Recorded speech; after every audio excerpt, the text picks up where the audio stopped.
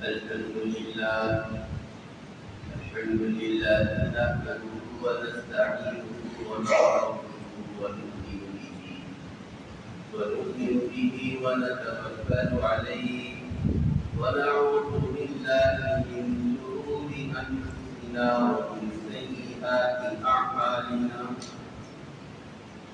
من يهده الله فلا مضل له ومن يضلل فلا هادي له ونشهد أن لا إله إلا الله وحده لا شريك له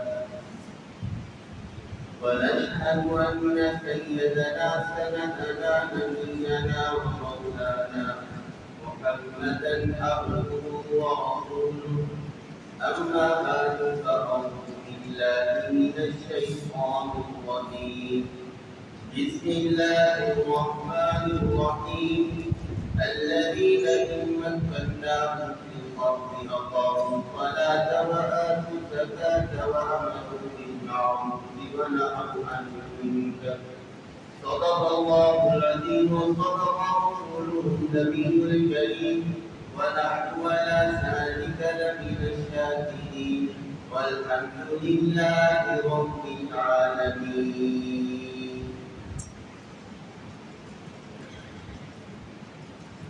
میرے انتہائی باعزت احترام دوستو السلام علیکم ورحمۃ اللہ وبرکاتہ.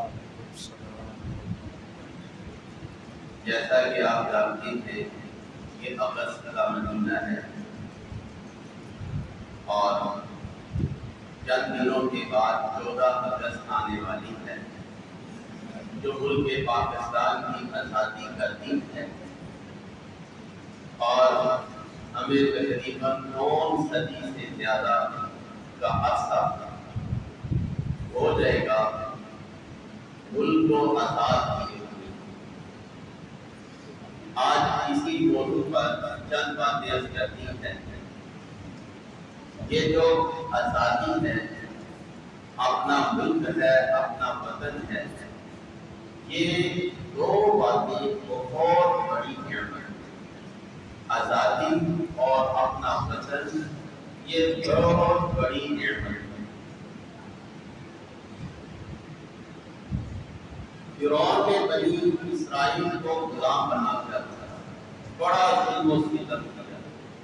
اللہ تعالیٰ نے موسیٰ علیہ السلام کی قیادت میں ان کو فرعون سے آزادی دی اور اپنا ملک دیا. اس دن بنی اسرائیل کو فرعون سے آزادی ملی.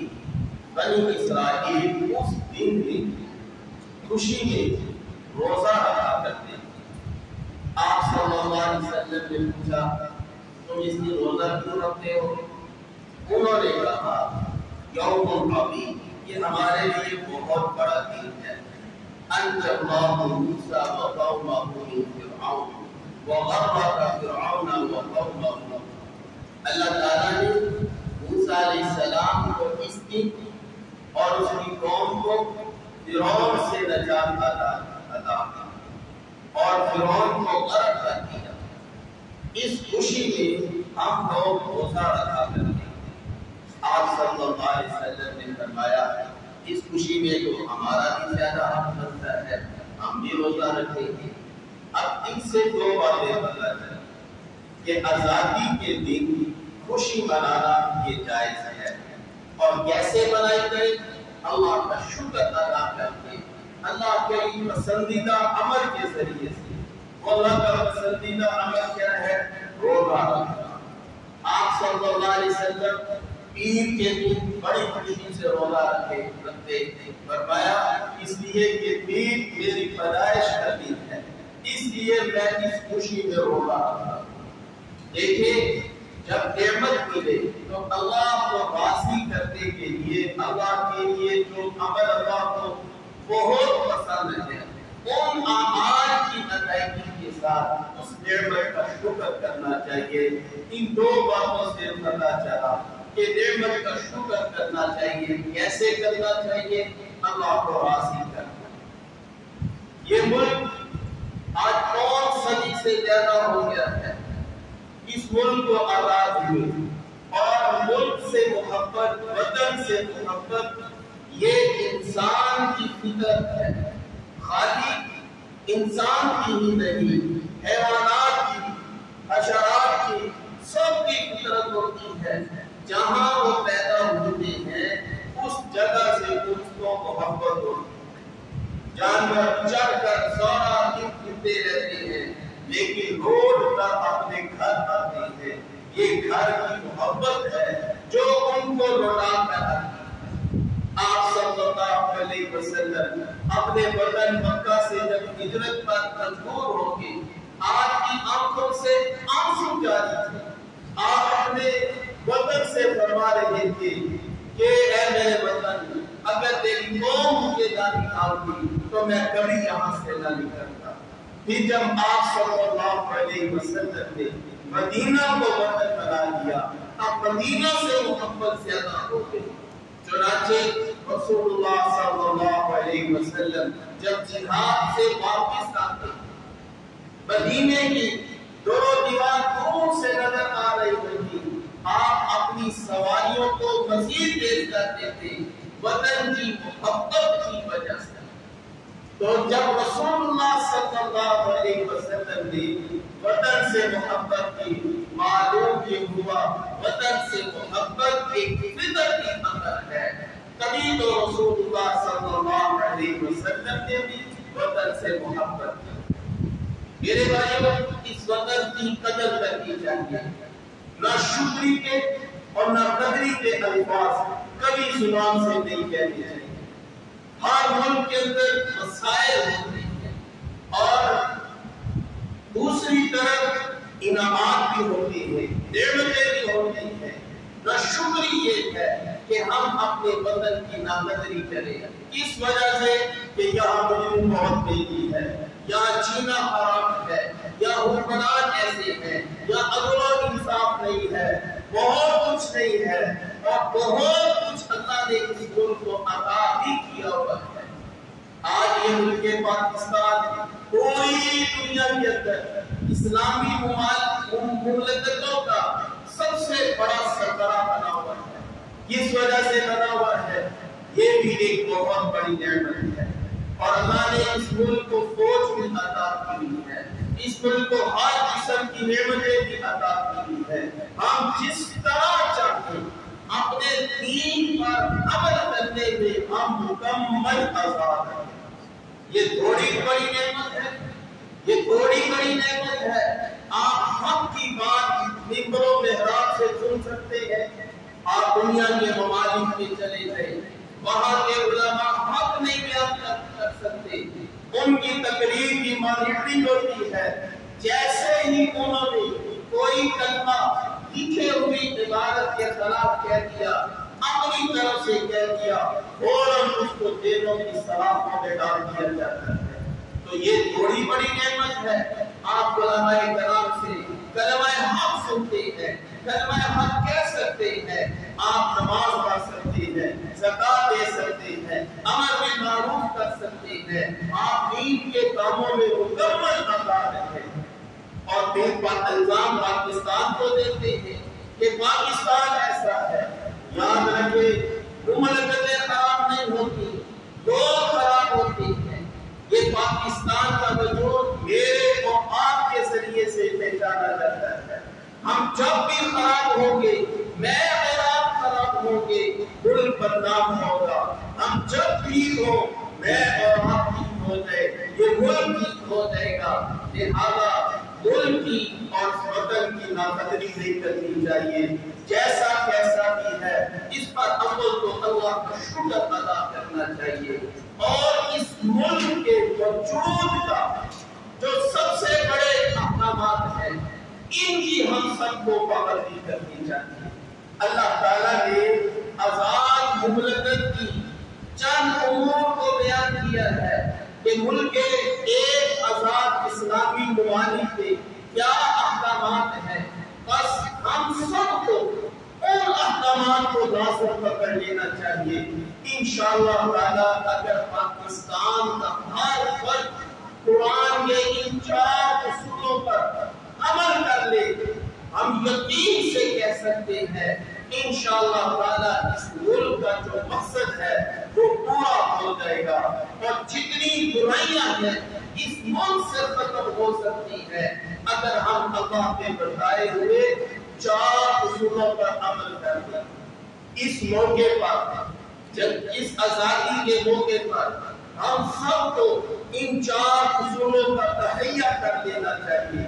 یہ نہیں دیکھنا چاہیے کہ فلاں کیا کرتا ہے، بلکہ دیکھنا یہ ہے میں کیا کرتا ہوں۔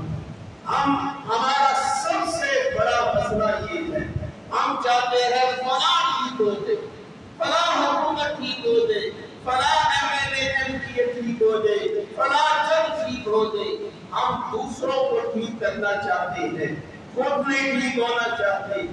ایک معاشرے کی اصلاح وہ ایک فرد سے شروع ہوتی ہے۔ جب ایک فرد ٹھیک ہوتا ہے معاشرہ ٹھیک ہوتا ہے، جب ایک معاشرہ ٹھیک ہوتا ہے ایک ملک ٹھیک ہوتا ہے۔ لہذا سب سے پہلے اپنی ذات سے ہم اصلاح شروع کرتے ہیں۔ یہ نہ دیکھیں کہ دائیں بائیں کیا ہو رہا ہے، چل کیا رہا ہے، اور مارکیٹیں کیا ڈیمانڈ کر رہی ہیں، رواج کس چیز کا پڑ رہا ہے، ہر چیز اس بات پر نہ جائے، بلکہ یہ 4 امور یہ ہم سب کی نہ صرف دنیا بلکہ آخرت کی اصلاح اور نجات کا طریقہ ہے۔ وہ کون سے 4 امر ہیں؟ اللہ تعالیٰ نے ایک اسلامی مملکت کے چند امور کو بیان فرمایا الذین ان مکناہم فی الارض، وہ لوگ جن کو ہم زمین میں حکومت عطا کرتے، ان کو ایک وطن عطا کرتے، ان لوگوں کا کام کیا ہے؟ ان لوگوں کا سب سے پہلا کام یہ ہے اقاموا الصلاۃ، یہ سب سے پہلے نماز قائم کریں۔ یہ ہے ایک آزاد اسلامی مملکت کی پہلی نعمت کا شکر۔ اللہ نے جو نعمت دی، جو ملک دیا، جو آزادی دی، اس آزادی کا سب سے بڑا شکر یہ ہے ہم 5 وقت کی نماز کی پابندی کریں۔ اس کا مطلب یہ ہوا کہ اگر یہ ملک پاکستان کے لوگ 5 وقت کی نماز کی پابندی کر لیں، یہ نماز واحد چیز ہے جو انسان سے بے حیائی اور بری باتوں سے دور کرے گی، رشوت سے دور کرے گی، ظلم و ستم سے، حق کھانے سے یہ نماز روکے گی۔ سب سے بڑی کمزوری اس ملک پاکستان کے اندر یہ ہے کہ آج تک ہماری اکثریت، بلکہ اکثریت تو کیا نصف کی ہمارا نمازی نہیں، صرف 10% یہ لوگ مسلمان نمازی ہیں۔ 10% صرف مسلمان نمازی ہیں۔ ہماری آبادیوں میں دیکھ لیں، گھروں میں دیکھ لیں، 10 گھروں میں ایک گھر ہوگا جو 5 وقت کی نماز کی پابندی کرے گا۔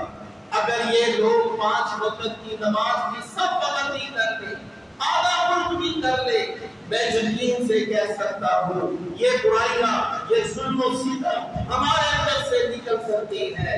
کوئی حکومت، کوئی شعبہ، کوئی فوج، کوئی آرڈیننس یہ ہمارے اندر سے ظلم و ستم کو نہیں نکال سکتا۔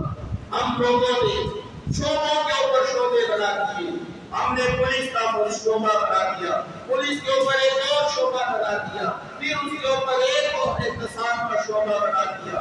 ہم شعبوں کے اوپر شعبہ بناتے جا رہے ہیں۔ اگر پولیس ٹھیک نہیں کرے گی وہ شعبہ کام کرے گا، وہ نہیں کرے گا وہ کرے گا، ججوں کو اس کے اوپر نگران کرا دیا، نتیجہ کیا نکلا؟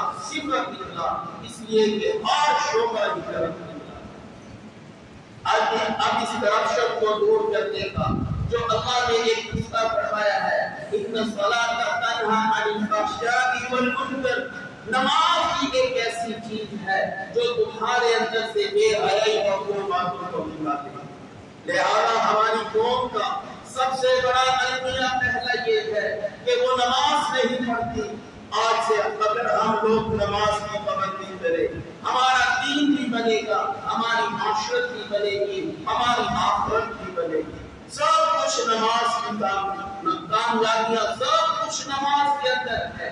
لہذا پہلا عمل آج سے ہمیں جنگ اس آزادی کے شکرانے کے طور پر یہ عادت ڈال دینی چاہیے 5 وقت کی نماز کی پابندی کی، اس لیے کہ اللہ کا بھی حق ہے۔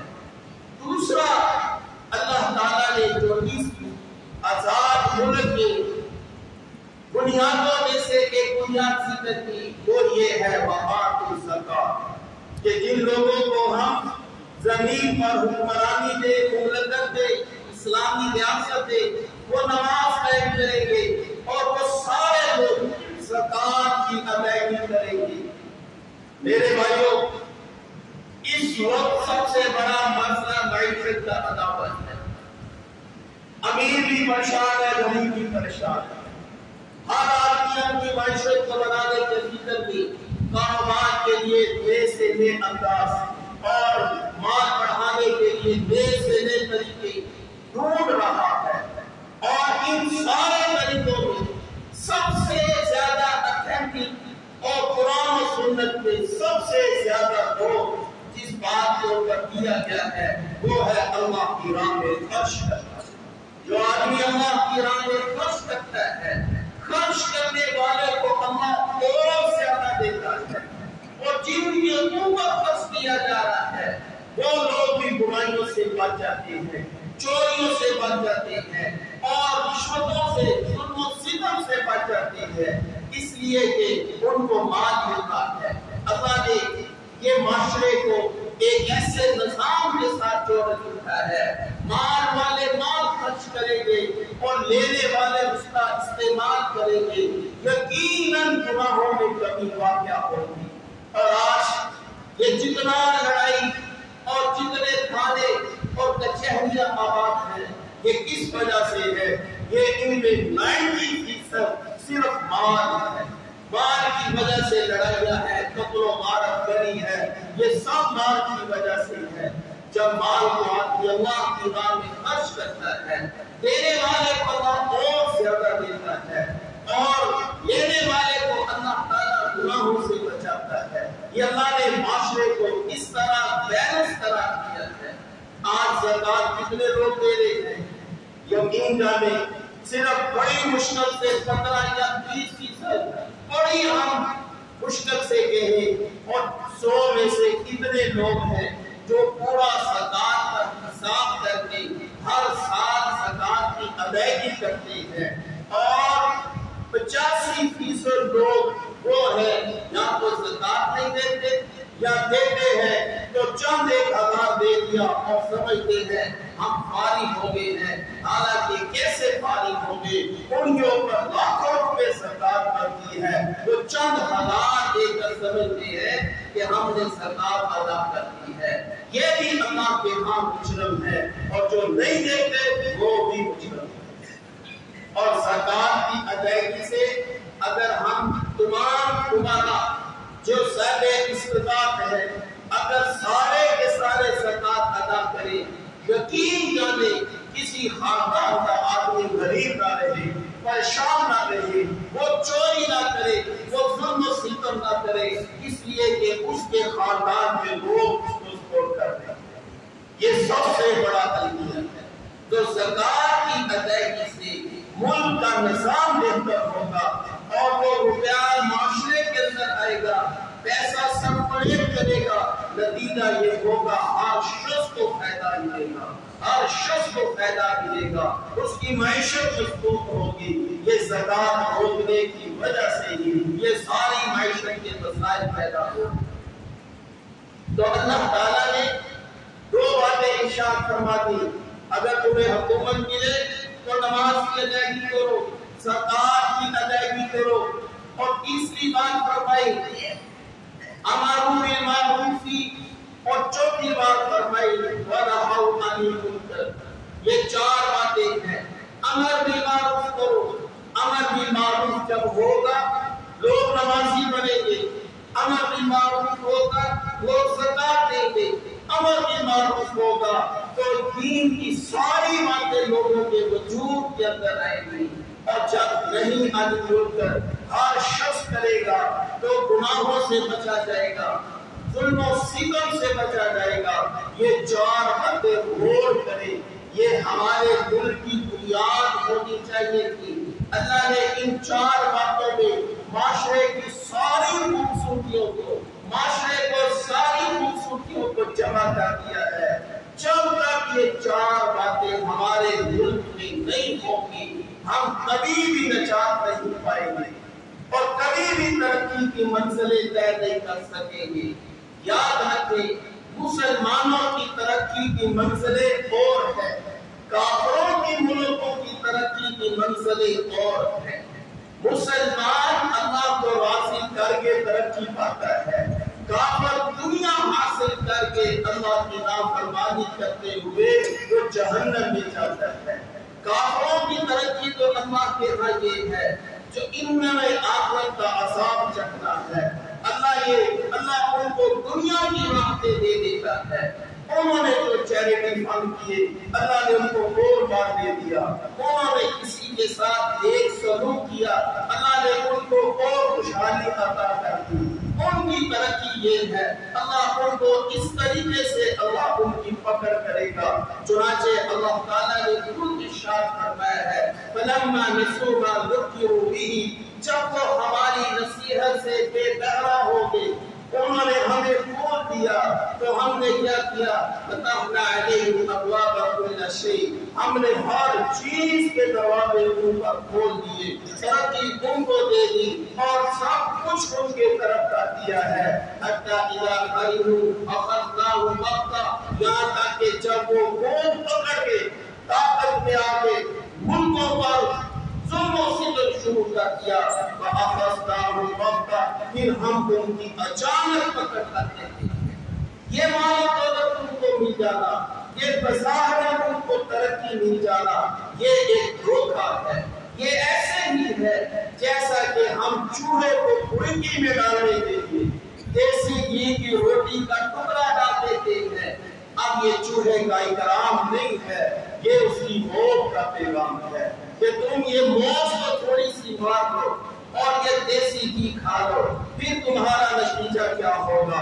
اچانک تمہارے اوپر پکڑ آ جائے گی۔ وہ کافروں کی ترقی ہے۔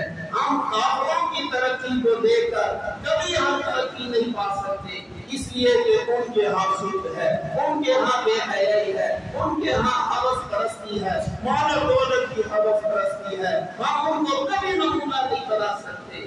مسلمانوں کی ترقی یہ ہے کہ وہ ان احکامات کے اوپر آئے، اللہ کو راضی کرے، نماز پڑھے، زکات دے، امر بالمعروف اور نہی عن المنکر کرے۔ اگر یہ ہر شخص یہ 4 کام اپنے ذمہ لے لے، میں یقین سے کہہ سکتا ہوں ایک باپ امر بالمعروف کرتا ہے اپنے بچوں کے اور نہی عن المنکر کرتا ہے، اس باپ کے پیچھے 5-10 افراد ہیں، وہ معاشرے کا نمونہ بن جائیں گے۔ اگر اتنے افراد گھروں میں امر بالمعروف اور نہی عن المنکر کریں گے، یہ ہماری ڈیسی کالونی یہ امن کا گہوارہ بن جائے گی۔ جہاں بدامنی پیدا ہوتی ہے آپ دیکھیے گا اس گھر میں امر بالمعروف نہیں ہوا، نہی عن المنکر نہیں ہوا، یہ بچے پہلے دن ہی خراب نہیں ہوتے، یہ آہستہ آہستہ خراب ہوتے ہیں۔ والدین کو سب پتا ہوتا ہے کہ رات کو 12-1-2 بجے تک یہ دوستوں کے ساتھ رہتا ہے اور یہ نماز نہیں پڑھ رہا۔ والدین جو خاموش ہو جاتے ہیں، وہی بچہ جب معاشرے میں ٹوٹتا ہے وہ ظلم و ستم کی ایک کہانی بن جاتا ہے۔ تو میرے بھائیوں، اس ملک کی قدر کرو۔ اللہ تعالیٰ نے قرآن کریم میں فرمایا، ضرب اللہ مثلا قریة كانت آمنة مطمئنة يأتي رزقها رغدا من كل حيث، جو ایک اللہ نے بستی کی مثال بیان فرمائی جو ایمان والی تھی، ایک ملک تھا جو ایمان والا تھا، اللہ نے اس کو بے پناہ رزق دیا، لیکن جب انہوں نے اللہ کی نعمتوں سے اعراض کیا اللہ نے ان کی پکڑ کر دی۔ اللہ نے قوم سبا کا واقعہ بیان کیا کہ اللہ نے اس کو بڑی نعمت دے دی، وآمنوا، جب انہوں نے نعمتوں سے اعراض کیا، فارسلنا علیہم سیل العرم، ہم نے ان کے پر سیلاب بھیج دیا، ہم نے ان کی نعمتوں کو ہم نے تباہ و برباد کر دیا۔ اور کذالک نجزی الکفور، ہم ایسے ہی ناشکر لوگوں کو سزا دیتے رہیں گے۔ اللہ کا ذاتہ ہے، ناشکروں کو اللہ ایسے سزا دیتا رہے گا۔